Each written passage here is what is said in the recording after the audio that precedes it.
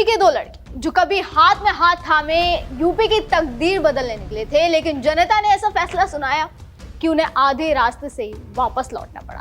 लिहाजा जो कभी दोस्ती का पोस्टर बनकर घूमते थे, वही अब प्रतिस्पर्धा का पोस्टर बनकर घूमने लगे। क्या अब दोनों लड़कों के रास्ते अलग होने लगे? ये सवाल इसलिए क्योंकि खबर ही कुछ ऐसी है। जाहिर सी बात है कि अब तक आप समझ गए होंगे कि यहाँ मैं अखिलेश यादव और राहुल गांधी की बात कर रही हूँ, क्योंकि यूपी के दो लड़के उन्हें ही कहा जाता है। दोनों की पार्टियां यानी कांग्रेस और समाजवादी पार्टी ने 2017 और 2022 का यूपी विधानसभा चुनाव गठबंधन में लड़ा था। ये एक ऐसा गठजोड़ था जिसने विपक्षी राजनीति में नए समीकरणों की उम्मीद जगाई थी। दो लड़कों की जोड़ी के नाम से इस गठबंधन को फेमस किया गया, हर तरफ इसकी चर्चा थी। लेकिन अब ये जोड़ी टूटती हुई दिखाई दे रही है और इसका सबसे बड़ा संकेत देती है कांग्रेस की 14 दिसंबर को होने वाली दिल्ली रैली, जो अखिलेश यादव को बड़ी चुनौती देगी। 14 दिसंबर को दिल्ली के रामलीला मैदान में कांग्रेस की वोट छोड़ गद्दी छोड़ महारैली प्रस्तावित है। कांग्रेस का प्लान है कि पंचायत चुनाव से ठीक पहले और 2027 के विधानसभा चुनाव के मद्देनजर इस रैली को ऐतिहासिक बनाया जाए।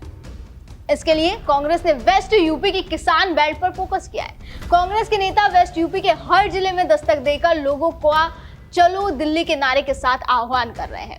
कांग्रेस के एक प्रदेश पदाधिकारी की माने तो बिहार में हार के बाद अब आने वाले वक्त में कई राज्यों में चुनाव होने हैं। ऐसे में पार्टी इंडिया गठबंधन में अपनी पकड़ मजबूत रखने के लिए जनता की अदालत में जाकर ताकत दिखाने की दिशा में बढ़ रही है। अब इससे ये समझा जा सकता है कि ये यूपी विधानसभा चुनाव 2027 से पहले विपक्षी एकता का स्ट्रेस टेस्ट भी है, क्योंकि जैसे कि मैंने अभी बताया कि वेस्ट यूपी के किसान बेल्ट पर फोकस करके चलो दिल्ली कैंपेन चला रही है कांग्रेस, जहां सपा का मजबूत वोट बैंक है। अगर बात 2022 के विधानसभा चुनाव की करें तो 2022 में सपा ने यूपी वेस्ट की अकेले लगभग 28 सीटें जीती थी और आरएलडी से गठबंधन के साथ मिलकर 44 सीटों पर जीत दर्ज की थी। इस तरह से यूपी वेस्ट की कुल 71 सीटों पर पार्टी ने जीत दर्ज करी। हालांकि अब जयंत चौधरी की पार्टी आरएलडी, जिसे किसानों की पार्टी भी कहा जाता है, वो बीजेपी के साथ गठबंधन में है और ये पार्टी के लिए अपने आप में एक बड़ा झटका है। वेस्ट यूपी में 2020 से 21 के किसान आंदोलन के बाद सपा ने पीजे फॉर्मूले से जाट मुस्लिम यादव को भी जोड़ा और इसका भी तोड़ सीएम योगी आदित्यनाथ ने समय रहते निकाल लिया। जिस चीज की मांग किसान लंबे समय से कर रहे थे, किसानों की जो मांग थी वो अब पूरी कर दी गई है। हाल ही में योगी सरकार ने ऐलान किया है कि अब से गन्ने की कीमत 400 रुपए प्रति क्विंटल होगी।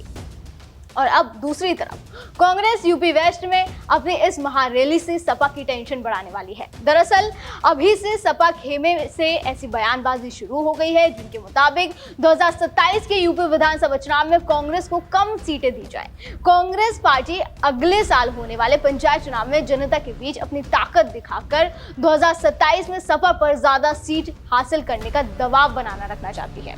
इसलिए कांग्रेस ने इंडिया गठबंधन में रहते हुए भी यूपी में पंचायत चुनाव अपने दम पर लड़ने की तरफ कदम बढ़ा दिए हैं। यानी गठबंधन सिर्फ विधानसभा और लोकसभा चुनाव के लिए रहेगा, पंचायत के लिए नहीं। कांग्रेस थिंक टैंक का मानना है कि पंचायत चुनाव के परिणाम बेहतर रहने से कांग्रेस 2027 में सपा से सीट बंटवारे पर मजबूती से बात कर सकेगी। इसलिए बिहार चुनाव में बुरी हार के बाद कांग्रेस दिल्ली के रामलीला मैदान में 14 दिसंबर को वोट चोर गद्दी छोड़ महारैली के जरिए ताकत दिखाने जा रही है। इसी क्रम में कांग्रेस के राष्ट्रीय सचिव प्रदीप नरवाल ने बागपत में रुक कर समीक्षा भी की। उन्होंने कहा कि रैली संगठन का एक महत्वपूर्ण कार्यक्रम है, इसलिए तैयारियों में किसी भी प्रकार की कमी या लापरवाही नहीं होगी। रैली में राहुल गांधी और प्रियंका का फोकस पश्चिमी यूपी के हर जिले पर होगा, जहां सपा के 20 से 25% वोट किसानों से आते हैं।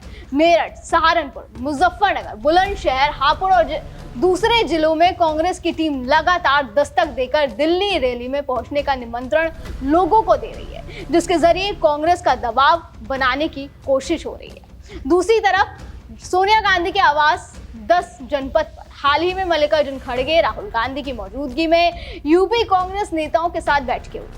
इस दौरान फैसला लिया गया कि कांग्रेस यूपी पंचायत चुनाव अकेले लड़ेगी, जो दर्शाता है कि आने वाले समय में भी इन दो लड़कों की दोस्ती कितनी बरकरार रहने वाली है। कभी राहुल अखिलेश एक मंच पर खड़े होकर बदलाव की बात करते थे, आज कांग्रेस जिस तरह बड़े जन आंदोलन की शैली में रैली खड़ी कर रही है, वो साफ इशारा है कि अब कांग्रेस अखिलेश के बराबर खड़ी होने नहीं बल्कि आगे निकलने की रणनीति बना चुकी है। सपा के लिए खतरा ये है कि कांग्रेस 2027 की लड़ाई को किसान, युवा, महंगाई जैसे सार्वभौमिक मुद्दों पर खड़ा कर रही है, जो सपा के पारंपरिक वोटरों को भी आकर्षित करते हैं।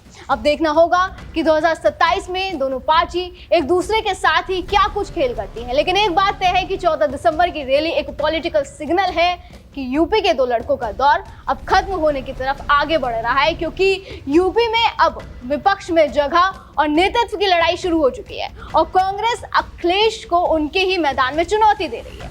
दर्शकों, आपको क्या लगता है कि क्या 2027 में दो लड़कों की साझेदारी का अंत होने वाला है? हमें कमेंट सेक्शन में जरूर बताएं। फिलहाल आज की वीडियो में बस इतना ही, फिर होगी मुलाकात। आप देखते रहिए GNP इंडिया, हर खबर भरोसे के साथ।